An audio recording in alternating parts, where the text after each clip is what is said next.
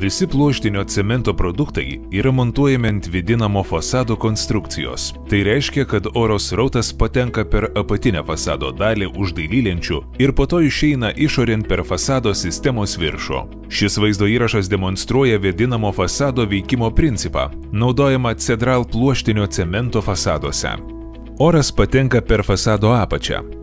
Reikia palikti mažiausiai 25 mm pločio oro tarpą už dailylenčių su mažiausiai 10 mm tęstiniu tarpeliu, paliekamų sistemos viršuje ir apačioje, kad galėtų vykti pilna cirkuliacija. Oro srautas už Cedral dailylenčių leidžia sistemai pašalinti drėgmę. Neužtikrinant fasado vėdinimo, sistemoje gali atsirasti drėgmės sukeliamų problemų. Vėdinimas yra reikalingas aplink visus langus, siekiant sumažinti kondensaciją ir drėgmę, sklindančią tiek iš pastato vidaus, tiek iš išorės. Nuolatinė oro cirkuliacija oro ertmės viduje veikia kaip papildomas apsauginis sluoksnis ir pašalina visą vandenį, kuris gali pratekėti per dailylenčių sujungimo tarpelius. Nepertraukiamas oro tarpas yra reikalingas aplink visas duris.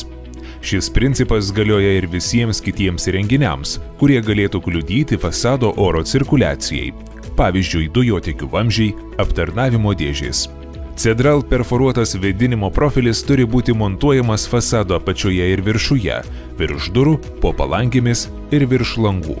Jie skirti apsaugoti nuo paukščių, graužikų ir kai kurių vabzdžių, bei leisti orui patekti į sistemą.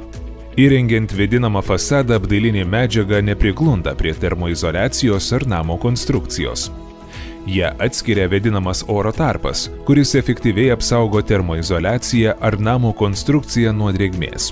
Tai leidžia greitai išdžiovinti perteklinę drėgmę, neleidžia nereikalingai drėgmei patekti į konstrukciją, užkerta kelią kondensacijai ir drėgmės kaupimuisi.